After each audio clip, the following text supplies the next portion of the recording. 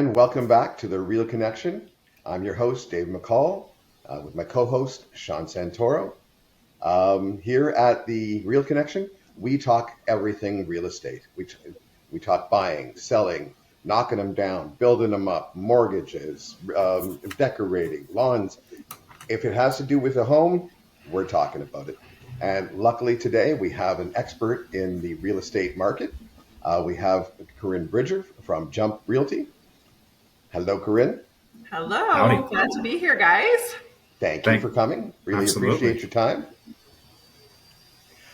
So, Corrine, for our listeners, you live in the Windsor, Essex County area. I do. You're located in the county, correct? I am. I'm out in Harrow. Okay, perfect. Now, for those who don't understand the real estate market all that well, is there a difference between real estate in the city and real estate in the county? There's nuances, right? There's nuances in every community. So, even in terms of Windsor, you can break it down, right, into smaller pockets. But pretty much whatever you're seeing happening in Windsor, it kind of starts in Windsor and then it trickles out to the county, right? So when things start heating up out in Windsor, then we see that come out to the county. So in terms of, yeah. Now, price differences. You're getting in county. In some areas, you tend to get a little bit more land. Are you Yep. seeing a huge difference in prices? City to county, and even a few years ago to now. I mean, what is the difference out there? Yeah. So, there's definitely a big price difference. Like you said, you're getting more land typically out in the county. We are starting to see a lot more new developments in the county. So those will be, your smaller plot sizes, more standard to what you'd see in a subdivision. But for resale out in the county, like right now, you can't really buy anything out in the county for under 350. So whereas in the city, we can still find some little starter homes for under that price point.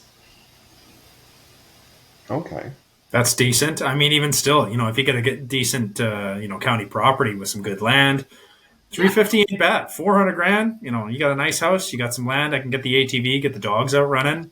There you That's Yeah, go. it's all about your lifestyle, right? And what's conducive. I think that's been standard for many years that if you're out in the county, you may have more of a commute, right? To get into work or, if you want to go across the bridge or whatever it is that you want to do, right? You're going to have that little extra commute, but you can certainly have more property. Now, your perfect. tax structure. Taxes less in the county, Yes. but by how much?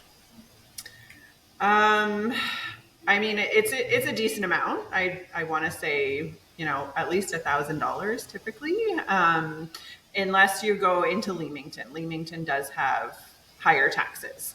We did see tax increases out in the county, just like everywhere else this year, but still less than in Windsor. Now, I have a question for you, Corinne, because I've had this happen a couple of times on some county properties that I was working on the mortgage aspect side. I've literally had lenders that said no to a group of clients because they had a few chickens because they liked eggs. Yeah. And the answer I got was like, sorry, we don't do hobby farms. And I'm like, they like eggs, man. This isn't, a grade A operation by any means, but like, have you seen circumstances like that before? Yeah, so like in Harrow, for example, every single house has the same postal code. And so sometimes when it goes for the mortgage and you see that postal code, it automatically triggers an appraisal. Gotcha. Haven't seen that in a little while, but I know that it was something to be aware of, that they kind of just lumped every, every home in that postal code into, like you're saying, like hobby farm or agricultural, and it's like, no, that's actually not. Like, there are communities out here that, and not everyone has chickens. But yes, Yep. Is that No, the N0R? yeah, it is. Yep. I know what you're saying. Yep. now, are you seeing? Speaking of communities, are you seeing more developments out there? Is it mainly, is it still just the county homes, or are you seeing developers building out there now? So yes, so development in Essex, in particular, is we're working hard. The municipality is working hard with the developers. We've just started having like development specific meetings to hear from the developers, to hear what some of those roadblocks are, because certainly development starts in the county are down. They're down from even last year, right? So like from 2022 to 2023. And so we're hoping to see that go back up. There are some new developments that have started. So there are, pre-sale homes available. But we'd definitely like to see more of that, obviously. Now, I constantly hear all the time, and I see, the Google, articles and things like that come up, or you're scrolling on Facebook and it's all over the places, right? The consistent, I won't say complaining because that's not the right word to use, but concern that, there's not enough houses, there's not enough places, there's not enough this, there's not enough That's that. everywhere, yeah. Right, that's everywhere. I agree. Right, it's not just unique to the Windsor area, it's not unique to Ontario, it's kind of all over the place. Right. But I also have heard from people that are trying to do something about it that often the not necessarily the lawmakers, but jurisdictions, they'll say, yeah, we want to stimulate growth, and we want more houses and this and that. Perfect. I just need to divide this lot. Whoa, whoa, whoa, whoa. Well, hold on now. We can't just be setting up places where people can build homes. Are you crazy? There's a process to this things. And I think that's kind of contributing to a lot of people's frustration is they're saying, well, we have a problem. There is suitable solutions here, but we need to go through the proper channels to ensure that it's done. Like, am I crazy here, or does it seem like it's almost a cat chasing its tail? Yeah, so I mean, I think there's a couple of things in there, right? Like, I think the reality of it is that the average consumer doesn't actually understand what it entails to purchase a building lot and build a home. Like that's like a completely different experience than buying a resale home or buying a home from a developer. Like, these are two, really different things, right? So when people say like, oh, there's all this land, like, let's just, why aren't we building houses? Like, there's a lot to consider in that proposal.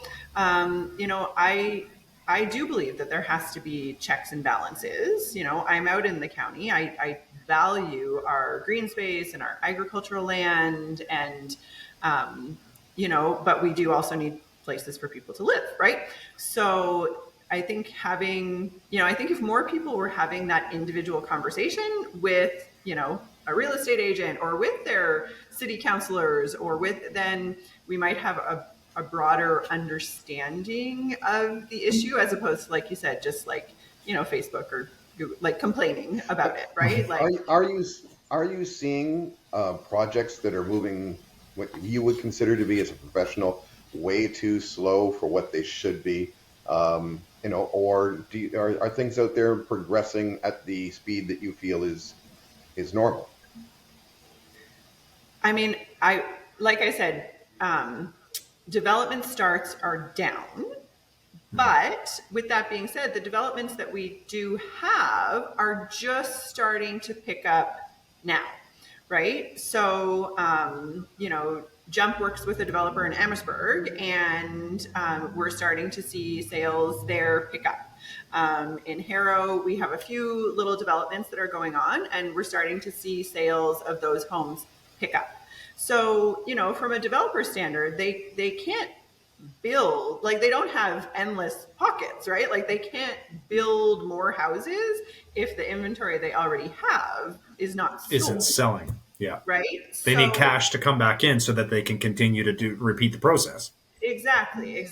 So, oh, sorry guys. Music break, music interlude. Um, And now so we're yeah, stopping for a musical interlude. so it's kind of what came first, right? Like, did people stop buying, pre-construction homes because of price points, and so then we had a stall, or it's what came first, the chicken or the egg, right? Now, um, are people buying land and holding? Rooster. I mean, we are starting to see that a little bit, but like in the county, there's actually not a lot of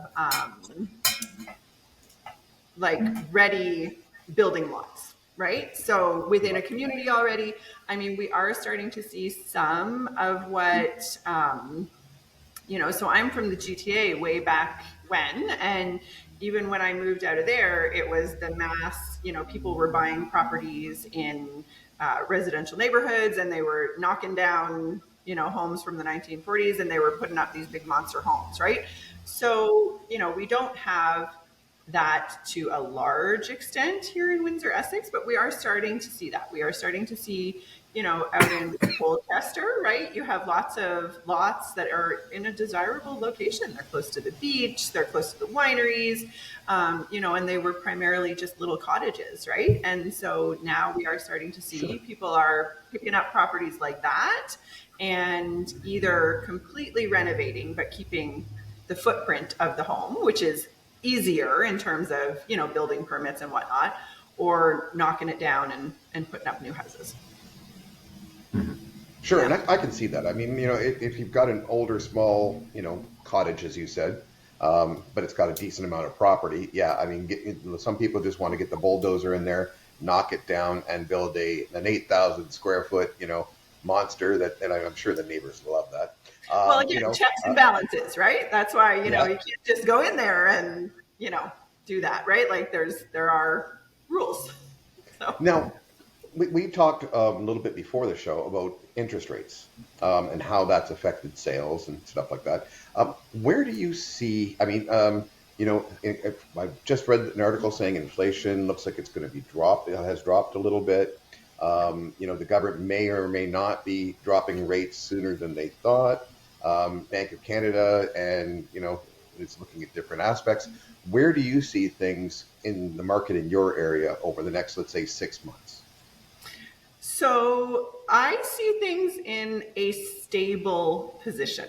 So that is, to me, I mean, it obviously is impactful, right? The interest rate goes up, that hurts, that hits our pocketbooks, right? But right now, what we're experiencing is stability. And that is what the market likes. The market likes stability. The market does not like instability, right? So I think now is a good time for people to be re-engaging with the market, whether that's buying or selling. Obviously, we're all hoping that the interest rates go down, but once the interest rates start going down, the cost of the houses is going to start going up. So, that's really where you need to talk to your mortgage brokers and your financial advisors and, Hey, you Sean. know, yeah, exactly. Exactly.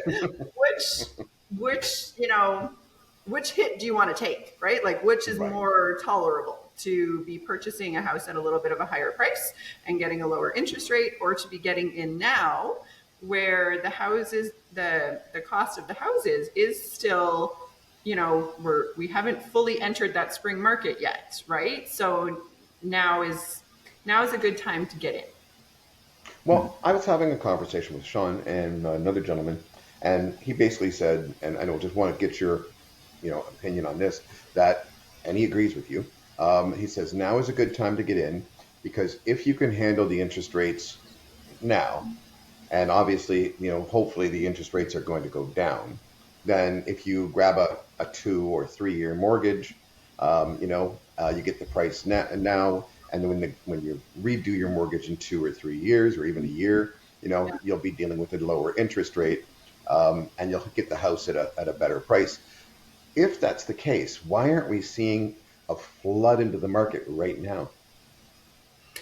Well, I can tell you that certainly the market activity has already picked up. So, we definitely saw a dip in the market, as is normal, right? The markets have fluctuations, the markets have trends, and typically, November, December, January, it's like quieter. That's the seasonality, right? Yeah, exactly. Yeah. No one wants people traipsing through their house at Christmas time, right? So, it. Come on in, we'll do some egg. Oh, no, keep your shoes on. That's fine. Just it's cool. Those are only mahogany floors. No big deal. Yeah. Oh, you got stilettos? Perfect. Perfect. That's great. Yeah, come have some eggnog. So I would say we are seeing an uptake in the market already. And certainly the calls and the expressions of interest are picking up. So, are we seeing a flood of interest? Not right now, but we're still March, right? So do you think we're going to see a June dip, or are they going to hold off to the fall, in your opinion? For interest rates or for buyers? Yeah. For June. Well, let's start with the interest rates, because that affects when the buyers start charging in. Yeah, I don't know. What do you think, Sean? That's a magic question, right? If I had a crystal ball. Loaded question. So there's two answers to it, because really we're dealing with two different rates, right? We're dealing with fixed rates, and then we're dealing with variable rates, and those two are set in two different areas, right? Our fixed rates are set in the bond market, whereas the variable interest rates are dictated by prime rate, which is the Bank of Canada rate after they add some I'm going to call it profit making numbers to it. Sure. Because as much as a lot of people, and I get questions all the time, but, the Bank of Canada rate's set at 5%. That's the Bank of Canada rate, but that's not what the bank is going to charge you. The bank's prime rate is going to be 7.2 most often. There is one bank that actually charges 7.35. They build in a little extra profit in there for themselves. But that's the thing, right? So when people say, hey, we're going to see interest rates come down this year, they're most often anyways, they're referencing the prime rate to be coming down, which sure, that's a good thing for variable rate mortgages and lines of credit, home equity lines of credit, basically anything that relates to prime, that will improve. But fixed rates, on the other hand, it's a different market. It's bonds, right? And it was just this week I was reading an article that the Bank of Canada just bought a massive amount of Canadian mortgage bonds by crazy number. And the insinuation that was driven from that is that they're trying to make it more affordable for lenders to offer advantageous interest rates to borrowers, meaning they want fixed rates to come down. Sure. And so what happens? That's the magic question. But there's also a lot of other information on the other side. When we look at actual statistics, Canada relates its interest rate policy very much to our brother to the south. Well, kind of to the north to us and then down south. But we like to take the long route. Totally, right? But the Fed dictates, the Federal Reserve in the U.S. dictates a lot of the interest rate policy that happens in Canada. Because if their rates don't change, if the U.S. holds their line and we drop ours, well, the Canadian dollar now just devalued itself. Right. And there's a lot of things that we buy that comes as a result of our Canadian currency purchasing it. So as much as people will say, oh, inflation's, reasonable, now we can drop rates. Well, if you drop rates relative to other people's currencies, you just increase the cost of groceries, or you just increase the cost of whatever it is that's coming in. That creates inflationary pressure back up. Right. And so a lot of people think it's just, it's a one fix. Yeah, we just changed the interest rate. It's good. No. There's a lot of levers that are going on at the same time. And add to that, I personally haven't seen it much yet here. And a lot of, people that track the market, even in the States and in Canada, it's kind of a really shitty term, but there's not enough blood in the streets yet. is there is not enough bad news happening yet for them to be like, okay, now we really do need to reduce rates. Like when the market was going absolutely ballistic and interest rates were at rock bottom low, they had to say like, okay, we have to increase interest rates. We're not even close to that point yet on to go the other way yet. There is still job numbers are good.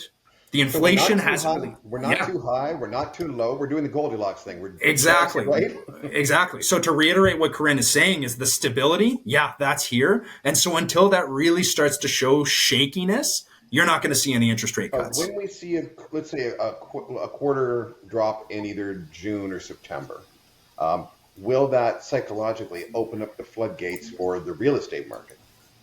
Will you see suddenly people who've got that cash sitting back here, sort of waiting for that drop, or you're going to see people holding off still? So, I mean, certainly what I am saying to any potential buyer clients that I have right now is now is the time to make a move if you want to make a move, like, you know, this quarter, right? Like now is the time to do it. Because yeah, I mean, I anticipate that, you know, once those interest rates go down, it will get more competitive in the market for resale homes, right? Um, you know, I think we are, you know, creatures of habit, and I think the initial shock has kind of worn off on everyone when the rates went up. You know, you talk to older generation and they're saying like, you know, we paid 18%, right? You know, Oh for yeah. our more like, so I think people have come to the realization now that, you know, it's not going to go back down to 2%. And if you have the ability and the motivation to get into the market, then now is as good as time as any, right? Like that's what they always say, right? For real, when was the best time to buy a home? Oh, last year and tomorrow, right? Like, you know, Right. it's always Well, it's take if that's you're ready, it's I always feel the best sorry for time. the young ones. I keep saying this because I mean, you know, the future is going to be difficult for them trying to get into the real estate market. I keep seeing articles about how, you know, future generations are going to be generations of renters because of you know the price points and now that, well, I mean, I know they had the 5% first time buyer program. Now they, at least for the moment, they're going to be repealing that. So now you have to have 10% to get in. And these poor, you know, students who are just graduating from university after 4 years of hell have to, and now they're carrying a $40,000 to $60,000 debt, $2,000 a month in rent if they're not living at home with mom and dad, cars, and all the other bills that go with living on your own. They're going to be making the lowest income in their careers because they're just starting out. And now, you know, they're told if you want to own a home, you're going to have to put down, well, the average price of a home right now, Corinne, is what? The average price of a home in Windsor, Essex right now is around 563. Okay. So yeah, that's average between kind of the last couple of weeks. Okay. So let's just round it up. And I like rounding things up. So let's say 600,000. So basically, now you're going to have to come up with $60,000 for your down payment when you're already fighting all these other costs. So I really feel sorry for the young ones. It's going to be a different thing than when I got into the market, or you know, when, you know, because I'm an old guy. You know, I do remember 22%, you know, rates. So you know, it was a little bit different back then, but the situation was definitely different than now. There wasn't all the Oh, other additional costs. 100%, 100%. You know, I have 20-year-olds at home and they're starting to consider entering the market, right? So we have all of those conversations, you know, in my house as well, personally. And then in terms of dealing with clients, we are seeing a lot more multi-generational homes. where you have parents who are purchasing new homes with kids, right? So you're having a whole basement apartment. You're having a whole, is that the best solution? I'm not saying it's the best solution, but we certainly are seeing more of that. Are you seeing any new builds built with that in mind? With Yes. the Yeah, definitely. Developers are starting to see the need for that, right? And also even the need for being able to rent that basement apartment out, right? So if you are a couple or a family and you're buying a home, the ability to rent out a basement apartment or the ability to, buy something that already has an ADU on the property and use that to offset the cost of your Oh, sorry. mortgage, right? And for those who are listening who might not know what the ADU is, that's the tiny homes, correct? Additional dwelling unit, yeah. Okay. So it doesn't have to be a tiny home. There's different bylaws in different municipalities about how much land you need, how the dimensions that the home has to be, so there's lots of different information, but you can go right on to, I know certainly for Essex, you can go right onto their website and you can check your property and whether or not you have enough land to do that, right? So the municipalities are trying to make it easier for people to be able to see if that's an option for them. And there's certainly a lot more, interest in things like modular homes that, people are starting to bring in to see if that's, something people want to put up in their laneway I homes, like that I type of think thing. nowadays cardboard boxes are looking good. There's a friend of mine who sells the shipping containers out Yeah. of Toronto, and people are snapping up the shipping containers from him to build homes out Yeah. of. So I think people are getting creative nowadays because of the exorbitant cost of basically everything, Yeah. and they're doing what they have to do to find some place affordable. Yeah.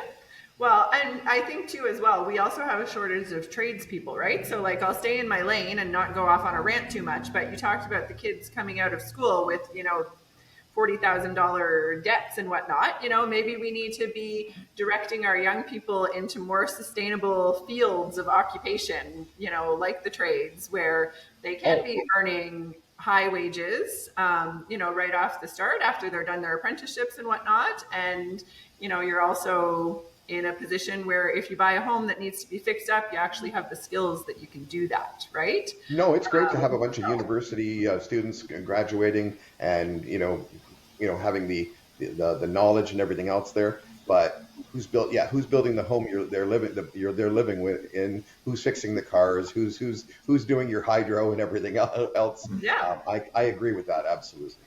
yeah, exactly. I did want to make one comment. So, Dave, and oddly enough, today is the last day, deadline for the last round of new or resubmitted applications, midnight tonight for the first time homebuyer incentive. So, but, and I just want to clarify something. That doesn't mean that people won't be able to get in with 5% down going forward. So Okay, you I was can. under I was under just what the article I read was saying that basically it's 10% from now on. So if that's the case, then Sean, that the article is incorrect. So They might just be referencing something different. Again, I don't know which article, right, so I can't speak to it. But the way that the first time homebuyer incentive worked was that basically the government of Canada owned a portion of your house. So you still needed to come in with some of your own resources, and then they would basically assist in an interest free loan to bring down the mortgage amount. Now, they called it saving you money, kind With of. the share in the equity, right? So Correct. if I'm being fair, I didn't love that program to begin with. I didn't either, because any point that the government owns a portion of your home, hello, like the government owns a portion of your house. Now I get it right now. Like if you've got a mortgage, technically I don't own this house. I own whatever equity I have, and then the rest the bank owns. Sure, but the government of Canada would actually own a portion of your house. And if you were to sell it, and there are restrictions around selling it within certain means and this sort of that. And like Corrine said, yeah, there's an equity position that they can share in should you be profitable in, effectively the risk that you took Yeah. in, buying a house. Sure. So anyway, I just wanted to clarify that. So you can still get in with 5% down. Okay. That's Okay. still going to be a thing. And to kind of add to a point of, yes, I agree that the newer younger homeowners are the ones that are feeling that a lot because Yeah. their expenses have gone up. They're having, trouble saving money, and that's the challenge that they've had, is getting that down payment amount up there. What we're seeing a lot to assist in that is gifted down payment from their parents. The Yeah, bank of because mom and people dad. are talking about that, Absolutely. right? Like, oh, the older generation is selling their homes and they're making a killing and all that stuff. But you know what? Like, people are helping their families, right? And I get that not Absolutely. everyone has family that's in that position. But, if you're a retiree and you're selling your home and your kids are still struggling to buy their first home, what do you think is most likely going to be your first inclination to do, right? It's going to be to assist your family. I would hope in most cases. So, it does, the economy does have a bit of a circular, pattern to it, right? Mm-hmm. So, And there are solutions out there, right? It was often that you needed to come in with 5% of your own resources, and then, mom, dad, grandma, grandpa can gift me, 5%, 2%, whatever it is. And now my total down payment is 7 or 10. There are lender solutions where they will allow you to use 100% of your down payment is gifted by mom, dad, grandma, grandpa, whatever it is. Now at that point, now really the kid, the young adult, whoever they may be, they just need to make sure that they're working, because income really is the big driving factor here. They're working and they've got a decent credit score. yeah. So You also have to watch how it's done because, and I'm no expert on this. We should get Carol in on this one. But they have recently changed, what was it called now? A bear trust. So that if you, let's say that, I give you some money and I own technically part of the home, that becomes what they call a bear trust. And where it wasn't taxable before, it is now. I was out with Carol on St. Patrick's Day with a bunch of other people. We were discussing this because Sarah Roddy was there, and we were discussing this. Look into Bear Trust. I'm going to get more information on it, but it's a new thing. It's just come out this year that can really mess up people who are loaning money to people, their kids, who are setting up things that you wouldn't think are classified as a trust.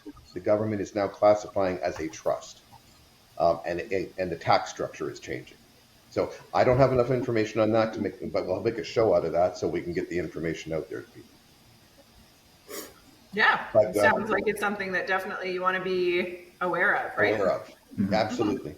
Well, Corrine, it's been great talking to you. I just have to ask before we cut off here, is there anything interesting you'd like to tell people that you got going on? Is there any info that you want to give us, your web address or your email or? Well, I mean, my website is corinne.searchhomesinwindsor.com, and you can always jump on there to take a look at properties in all of Windsor, Essex. I'm just here to serve the community. I go all the way from Windsor out to Chatham, right? So if you have any questions, I'm always here. I'm primarily working out of our fantastic little office in Harrow, because that's like so cute. And if you haven't been out to Harrow, it's definitely worth the drive to It's a come nice out here little and town. see It me and really check it is. out. I love the antique stores. Yeah, well, we Nice. don't have so many antique stores out here anymore, actually. Really? I haven't been out there in a little while. I used to love going out there for that. Yeah, yeah. Well, that's No, unfortunate. no, there's not too many of those out here anymore. But Well, you there's can an always find opportunity a for me, treasure sir. somewhere in one of our little shops. There's an opportunity for me. Hey, business. You always got to be looking for those business opportunities. That's right. You Okay. betcha. Corinne, I got a question for you. If you had to pick one meal, one let's say a radio contest, and they say you can go for dinner in anywhere in Windsor, Amherstburg, Harrow. If you had to pick one spot, it's free dinner on the radio station, whatnot. Where are you going? Well, I would have to say right now, I would go to the Rec in Colchester because I love supporting local. They've just had a grand opening under new ownership, and they just posted some fantastic looking pizzas just yesterday. So that would definitely be my go-to because I really love a good pizza. You would be both. On that note, okay, pineapple on pizza, yes or no? No. Or situational? No. No. So not even a Hawaiian. Get that off there. I'm with Corrine on that one. I'm with Corrine. Yep. I'm going to have to be the odd man out here. I like a little Hawaiian pizza. Now, I'm not saying put pineapple on everything, but I like Hawaiian pizza. I never used to. I didn't. And I grew up making pizzas. I worked in multiple pizza places, and I couldn't stand pineapple to begin with. But it's grown over time, and I kind of like it now. I can't do cheese and sweet. Yeah. Absolutely. Okay. See, pizza's a great food because it encompasses all your food groups in one. It's all right there in a nice little thing. That's right. It's true. Hey, and I'm sorry, but I'm gonna shout out Windsor here. But Windsor, Essex County has some of the best pizza anywhere. If the listeners and viewers on this have never been to Windsor, if you ever come through Windsor, make sure you get pizza. You will. It is. They've done a whole documentary on it, so we are proud of our pizza here. Mm-hmm. We certainly are. Mm-hmm. Okay, Perfect. well, you have a great day, Corrine. Thanks for coming on and talking to us and giving us some of that valuable information. We look forward to seeing you out at some of the local events here. Yes. And Sean, as always, a fountain of information when it comes to mortgages and real estate. And so this is the Real Connection. We're going to sign off here today, folks. You can make sure you watch us on YouTube. You can find us on LinkedIn. You can find us on Facebook. You can find us on Spotify, Apple, basically 18 different podcast stations. So we're everywhere out there. Every Tuesday, 11 o'clock, listen to the show. And again, Corrine, thanks for being on with us. Thanks for having me. Thanks, Corrine.